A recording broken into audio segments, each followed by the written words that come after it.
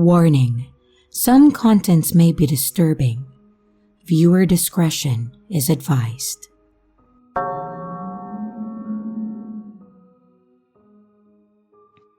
Many years ago, my girlfriend, Maya, and I spent our spring break on a road trip to St. Louis, Missouri from New Mexico. We wanted to see the Gateway Arch and check out some other sites nearby. She also had grandparents that lived in the area, and they welcomed us to stay with them while we were there. They gave us a bit more wiggle room in our budget and helped us greatly. We planned on leaving super early to get a head start on traffic and taking turns driving and sleeping so we could save more time and money on hotels, which did work out in our favor. Well, for the most part.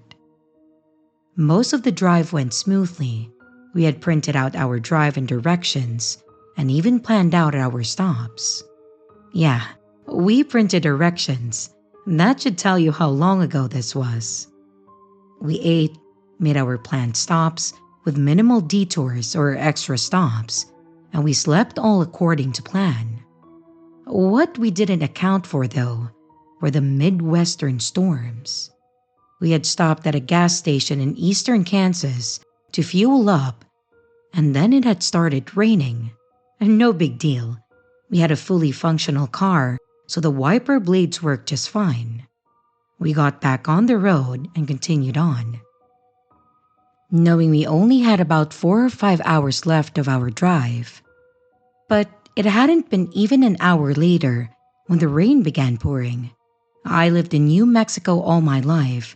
I had seen some rainstorms and some pretty bad ones, but I had never experienced anything like this. So yeah, I'm not afraid to say that I got a little nervous. Maya, however, wasn't as concerned and just offered to drive if I wasn't comfortable. Seeing her calm demeanor helped me calm down, and I continued on. Unfortunately, the rain would not let up, and it became louder as it hit my car. That's when we realized that it wasn't just rain. It was now hail. I have never seen hail so big in my life, and still haven't since. It became so loud and heavy that I thought that it was going to break my windshield. I couldn't really hold back my fear, so Maya suggested that we pull over so that she could drive. This time, I agreed with her. She pulled into a gas station, and I went in asking to use their phone. Maya didn't have a phone, and I just had a prepaid one that I was trying to save that time just in case of emergencies. I called my parents, and I let them know where we were. I explained how bad the weather was, and my mom sounded worried and suggested that we take shelter at a hotel until it passed. Of course, this didn't help relieve any of my concerns, but I told them that I would consider it, and I ended the call. I went back to Maya, and after sharing with her, she said that she would continue the drive, saying that we would be fine, and I just tried my best to remain calm and trust her judgment. We continued to drive, but it seemed like we were going further into the storm. The rain and hail continued, and the wind was so strong that I thought it might even blow us off the road. And speaking of the road, I could barely see the lines on it, let alone a few feet in front of us. We were on a pretty empty stretch of road with no exits nearby, but I looked over at Maya to ask if we should maybe just pull over and then wait it out. And her face told me all I needed to know. She no longer looked so confident. I pleaded with her to pull over, and then she agreed. Now on the shoulder and parked, we sat there in the dark and in silence, trying to decide the best thing to do. I grabbed my phone from my purse to at least call her grandparents or my parents just with an update, and of course, I didn't have a signal.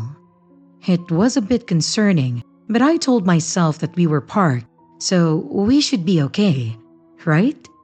We tried keeping each other calm by just talking and occupying ourselves, which did start to work. We probably sat there for about 30 to 45 minutes when we noticed that the hail had stopped. It was still raining pretty hard, but since the hail cleared up, we could see the road a bit better, and then we decided to give another go. But as it goes, there's always something. And now, the car wasn't moving. It started just fine, but appeared to be stuck. We got out and checked, and sure enough, the tires on the passenger side had sunk into the mud. This road didn't have any barriers on the side, so it just went from the road to grass and dirt. I tried pushing it while Maya steered, but it was not budging at all.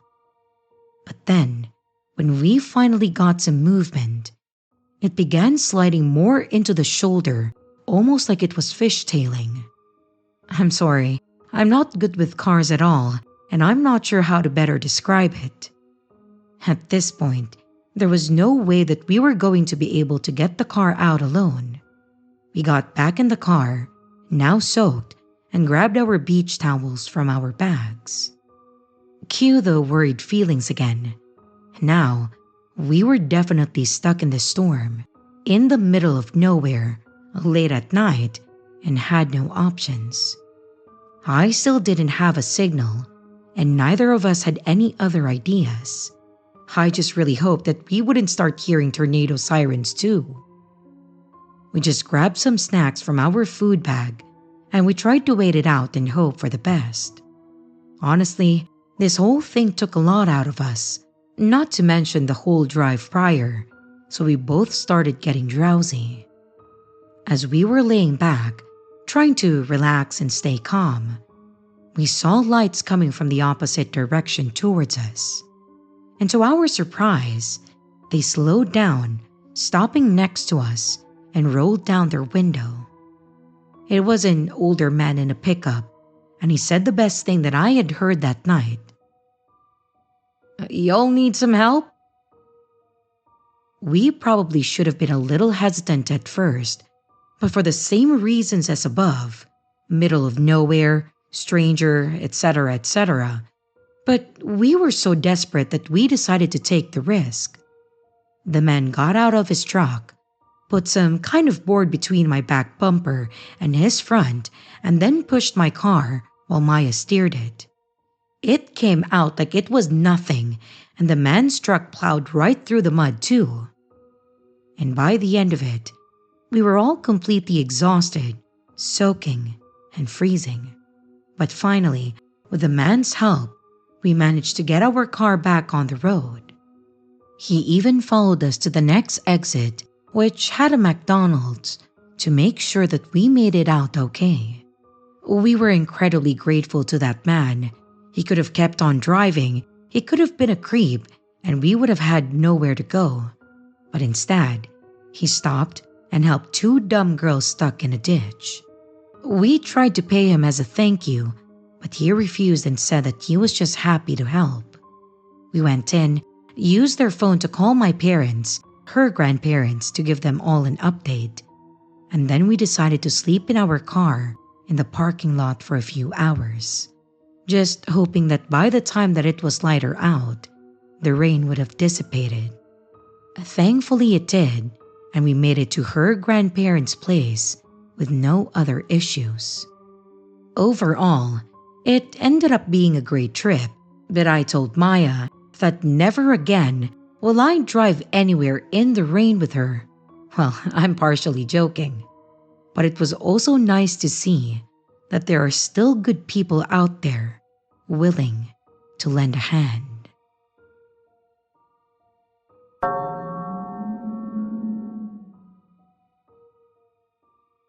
Hi there. I wanted to share an experience that I had when I took a cruise with my friend Raquel. We wanted to go in the summer after we finished our semester, but there was a crazy good deal on one coming up for spring, so we decided to make it our spring break trip instead.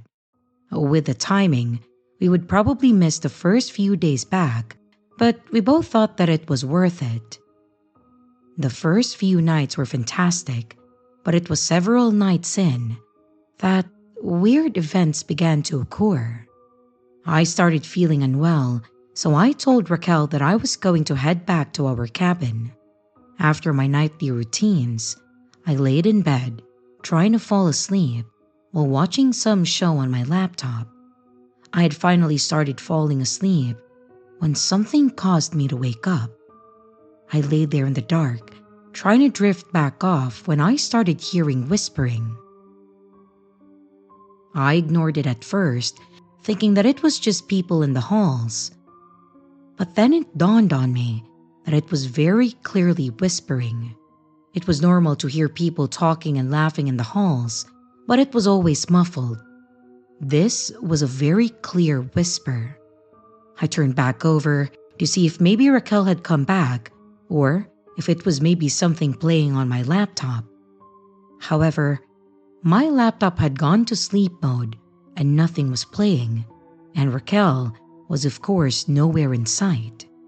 I thought that it was weird, but I shrugged it off thinking that maybe it was someone outside, or maybe, since I wasn't feeling well, that my senses were just an overdrive and it made it sound closer than it was.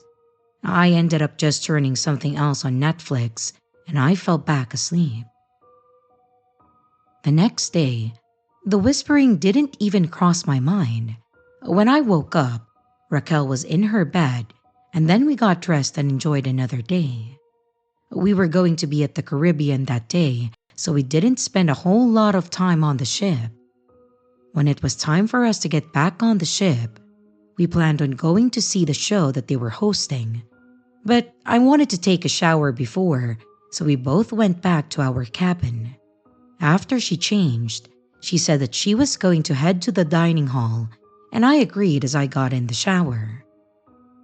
When I got out and dressed, I went back to the bathroom to do my normal makeup and my hair routine. And while I was in there, I started hearing the whispering again. This time, I was fully awake and cognizant. This was not a whisper coming from the hall.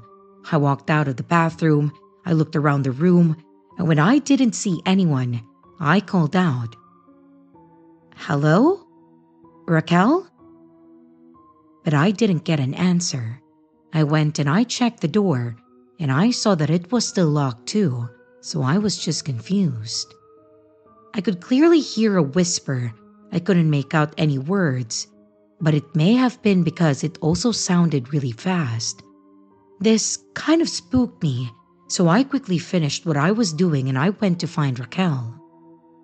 I met up with Raquel as she had already found a table for us and she was enjoying a drink when I showed up. After I sat down and we talked briefly, I mentioned the whispering to her. I asked her if she had come back to the room at some point while I was still in there, and she confirmed that she never did. I told her about the whispering that I had heard, and she thought that it was weird too, but also tried to be reasonable about it, saying that it probably was still people in the hall, or maybe the next room, or maybe it was just the sound of the AC kicking in or something. I certainly wanted it to just be something like that, so I told her that she was probably right, and I let it go so we could enjoy our night. As the night died down, we made our way back to our cabin. We were both a bit intoxicated and we were pretty tired, so after a quick change, we both crashed on our beds pretty hard. However, I woke up at some point needing to use the restroom, so I turned on my side light, made my way in there, but it was when I came out that I was a bit spooked. As I opened the door, I saw Raquel had turned her light on and she was staring right at me, with her eyes wide open. She looked terrified, and I asked her what was wrong. She asked me if I heard it too, and I didn't know what she meant at first. But then, I finally caught on. She had heard the whispering too, but this time, she said that she could make out the words. She said she heard, "Don't leave me." And it sounded like it was right next to her ear. She first thought that I was messing with her because she heard me get up, but when she flipped over and saw the door closed and the light on, she knew that I wouldn't have had the time to do that, then run to the bathroom, turn the light on, and then shut the door. I was internally screaming at this point. I wanted to say that I knew I wasn't crazy. But then I realized I wasn't crazy. It was something that we both heard, so we knew that it was real. We immediately turned on all of the lights and looked all over the room, including under the beds, in the closets, the wardrobe, and the drawers. I don't know what we were hoping to find. A person? Some kind of device replaying someone talking or whispering. But in the end, we found nothing. We were wide awake and entirely too freaked out to sleep at that point, so we just laid in bed watching TV. We kept talking about it, going back and forth between what we thought could be rationalizing it. So, we were probably just mistaken. I think we finally fell back asleep with all the lights and the TV on at around 4 in the morning. Needless to say, that was a lazy day for us. But thankfully, we were going to be at sea for the whole day. I think we both agreed to forget about it and just tried to relax. We spent a lot of time in the pool and spa and ate about every chance we got in between. And that night, we parked ourselves on our beds and planned on watching movies with the lights on until we fell asleep. But this time, in the middle of a movie, we heard what sounded like light tapping on our door. We both looked over and thought that since we both heard it, maybe it was someone that worked there, or maybe someone just went to the wrong room. I then got up to go see who it was, but when I looked out the eye hole, I saw nothing. It was pitch black, like someone was covering it up. That made me hesitate on opening the door, so instead, I just called out, can I help you? But I didn't get a response. I stepped back from the door to let Raquel know what happened, which caused her to get up and go to the door too. However, when she looked out, it was clear and no one was there. So, we both agreed to open the door, and of course, no one was out there. We stepped out, looked down on one side of the hallway where the stairs and elevator were, then down the other hall where it was just a dead end. But this time, we actually did see someone. There was a woman standing at the end, her back towards us, and was seemingly looking out the little window. But the weirdest part was how this lady was dressed. She had on one of those old-fashioned ball gowns. We both just stood there and whispered to each other about it, when we both felt a huge rush of cold air sweep by us. Well, that's all it took for Raquel as she turned back around saying, "Oh hell no," and then went back in the room. I followed quickly behind her and saw that she was already on the phone calling services. She requested that an employee come to our room because someone was obviously trying to pull a prank on us. I could tell the tone of her voice was teetering between being angry and terrified. Someone did show up to our room, and she explained the whole situation, talking about how we kept hearing whispering and the person standing at the window. I think the guy tried his best to take our complaint seriously, but I could also tell that he did not care. He said that he would go check the cameras and see who it was so that they could speak to the culprit. But being too freaked out to stay in our room anyways, we followed him to the front to watch the camera with him. We were better off just going back to bed and pretending nothing happened. We first stood at the desk while we waited for the guy to go back in the room and then checked the cameras. When he came back, he looked confused and asked us again for a rundown of what happened. After we explained everything again, he asked us to follow him to the back where he showed us the footage.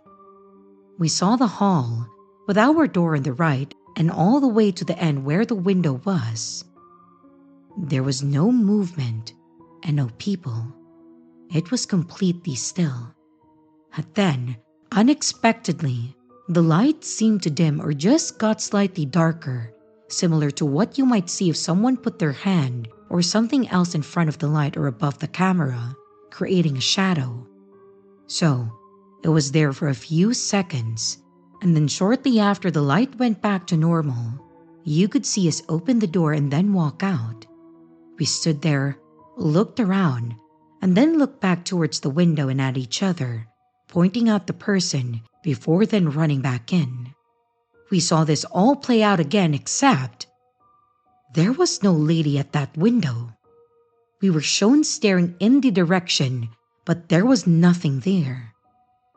The guy looked confused and didn't know what to say to us. And I stood there dumbfounded myself, but when I looked over at Raquel, she was obviously terrified and confused.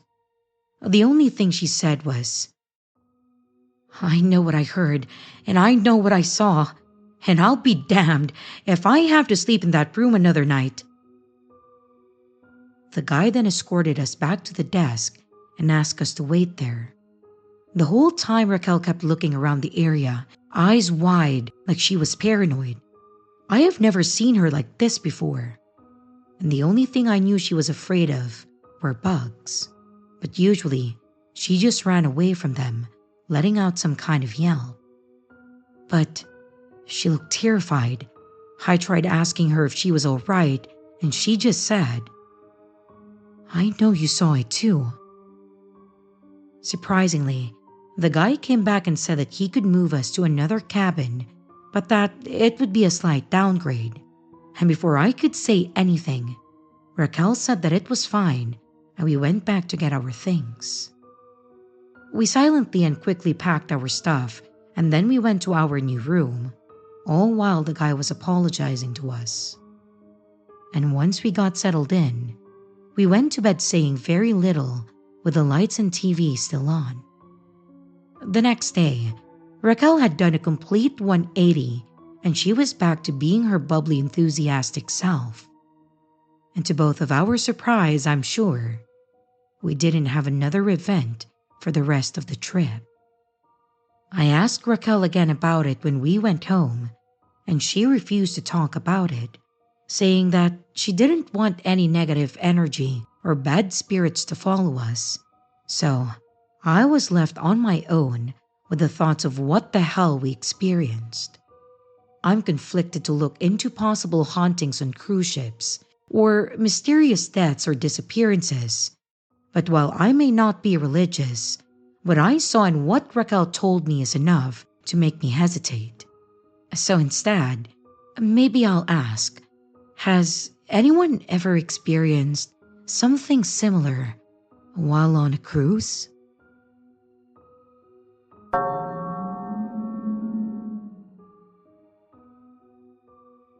This happened to me back when I was in middle school about 15 years ago. Spring break was never anything special to my family other than just a week off of school. There were 4 of us kids, and now having 2 of my own, I understand why we didn't really go anywhere. Kids are really expensive, but it didn't really bother us. We all entertained ourselves and each other quite well. However, I did have a friend whose family was pretty well off. His dad had some sort of very official job. I was a kid at that time, so I don't know what it was exactly. But I remember him working long hours. He always wore suits and never really talked about work around us. However, they always took some pretty awesome vacations. I've seen pictures and souvenirs from when they went to different countries. So, for this story, I will call my friend Levi, in case his dad does have some job that I shouldn't really be talking about. Levi has always been pretty cool, We always got along really well and we hung out a lot. In fact, I have been invited to go with them to their lake house, which was a lot of fun. So, for spring break, I was invited again to join them at the lake. With my parents' permission, I did not waste time packing a bag to go. However, there was one little wrinkle in our whole plan, or at least the plan in my head. His cousin Skylar was going to be joining us. Now, Levi was an only child, but Skylar hung around so much that you might have thought that she was their kid too. She was a year older than me and Levi, but she always wanted to hang out with us. At first, I didn't have a problem with it because she seemed pretty cool, and yeah, pretty cute too. She would play the dumb games we played, watch TV with us or whatever.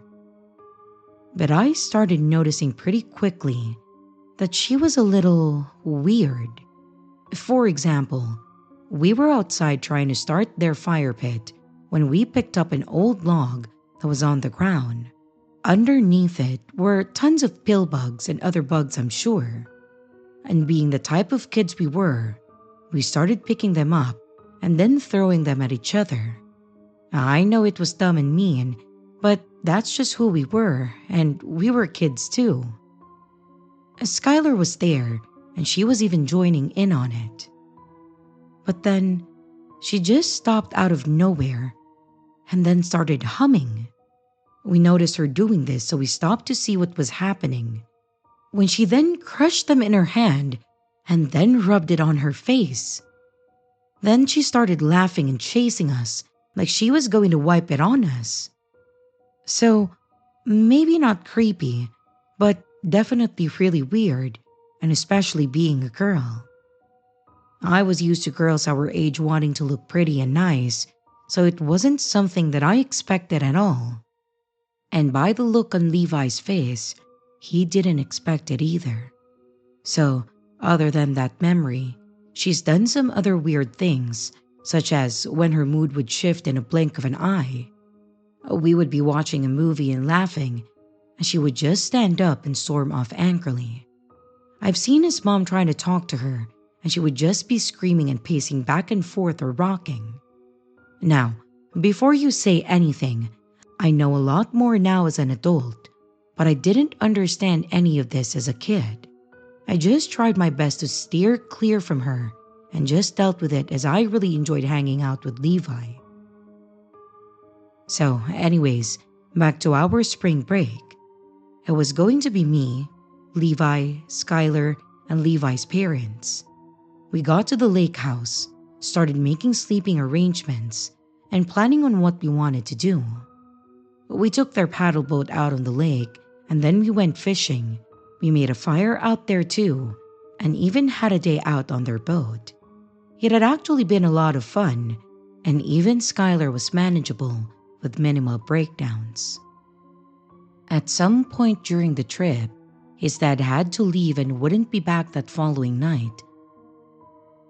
So it was just going to be his mom with us.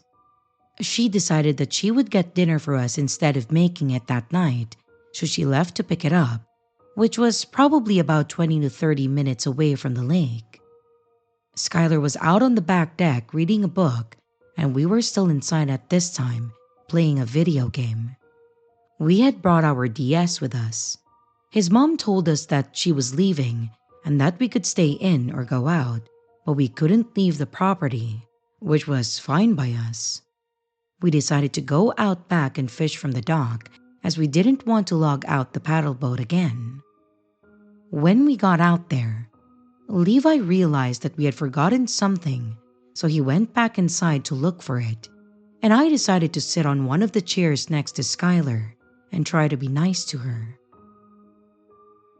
I asked her if she wanted to go fishing with us, and she said no. I asked her what she was reading, and she told me the name, but I can't really remember it now. But I hadn't heard of it before, so I asked her what it was about. She explained how it was about a woman whose husband was physically abusive towards her and tried to kill her. However, She lived, and she was taking revenge, going about some long drawn out plan to kill him. I remember saying something about it being intense, and she agreed, and then we sat there in silence. And then she said, "Could you imagine that?" I asked her what she meant, and she said, in almost a dreamy manner, "Someone you once loved trying to kill you. Oh, or killing them." I just kind of laughed and said that that's pretty freaky though. I guess that was the wrong thing to say because she slammed the book closed and gave me such an angry glare. She then stood up and said, "Well, I guess you wouldn't understand," and then stormed off inside. It was a weird situation, but I just went and set up my pole. Shortly after, Levi came back out and we started fishing, and I told him about what happened. He just laughed and then mentioned that it's best to just ignore most of the stuff she said, so I shrugged it off and we continued fishing. After some time, I had to use the restroom, so I walked off to go back inside. When I went in, I found Skylar standing next to the room that she was staying in, with her hands behind her back. I wasn't expecting her to be there since the hall light wasn't even on, but I just made a comment about her scaring me. She didn't budge. She just kept staring at me. I asked her if she was okay, and again, she didn't respond. So, I decided to continue with what I was trying to do, which meant that I had to walk by her. And as soon as I did, she lunged out at me, and I felt a sharp pain in my back, causing me to scream out. When I turned around, I saw Skylar holding a huge knife with this crazed look in her eye. I was still a kid, so I didn't know what to do other than run to my destination since it had a lock on the door. She swung the knife at me again and managed to cut me across my shoulder before I got the door closed. I locked it and then ran to the window as it faced out to the backyard, and I yelled for Levi. And while I'm yelling at him to get his crazy cousin, I heard her yelling at me, "Let me love you. Let me love you. You can love me too." I saw Levi run towards the house, and then I could hear them yelling at each other. She was telling Levi that she loved me and just wanted us to die together. She kept calling her crazy and telling her to put the knife down, but the only thing that I heard was her crying, and then a door slammed closed. Levi then came into the bathroom with me, locking the door, and helped me cover my back. Then he went back out, leaving me in the bathroom to call his mom. That felt like an eternity as I sat in the bathroom, having Levi going back and forth between me and Skylar. When his mom finally did return, I could hear her pleading to Skylar to open the door, and after Skylar screamed and cried, they both seemed to calm down. She then came to check on me and took me to the hospital due to the slash on my back apparently being pretty deep. I did have to get quite a few stitches on my back and some on my arm, but then I went back to the cabin and called my parents to let them know what happened. Levi's mom did most of the talking, and to my surprise, they let me stay the rest of the trip. I was expecting them to make me go home, but the rest of the trip went all right. Skylar was never left alone with us again, but I was too afraid to even be in the same room as her. So, that kind of ruined some of the fun for me. Overall, I still hung out with Levi after this, but it did leave a permanent scar, both physically and mentally. I asked Levi why she was always around at one point, because she had many more physical breakdowns, but nothing towards me, and I didn't understand. All he could really tell me at that time was that she was pretty much living with them now. My parents apparently even knew more than me, as they told me that she needed parents that loved and cared for her, so sometimes We just have to show people patience and time. It wasn't until I was older that I learned more. Skylar's parents weren't really in the picture, and after a pretty bad event in their family, Levi's parents won custody of her. Her childhood obviously wasn't a normal one either, leaving her with her own trauma that she had to work through. I don't know if what I experienced with her was something that she experienced or was just how her brain worked, but I definitely don't blame her now. But let me tell you, being chased and stabbed with a knife when you're 15 was one of the most terrifying things that I have ever experienced.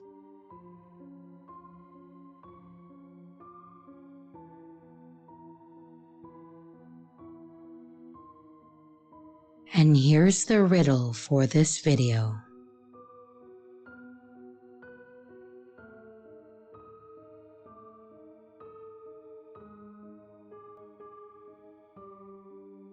Hey everyone, this is your creepy sister.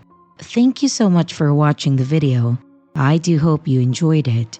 Also, don't forget to leave a like and a comment. It really helps the channel out. A big shout out to both my channel members and Patreon members. Thank you so much for taking your support to the next level. You guys are great. And again, to everyone, stay scared because your fear feeds me.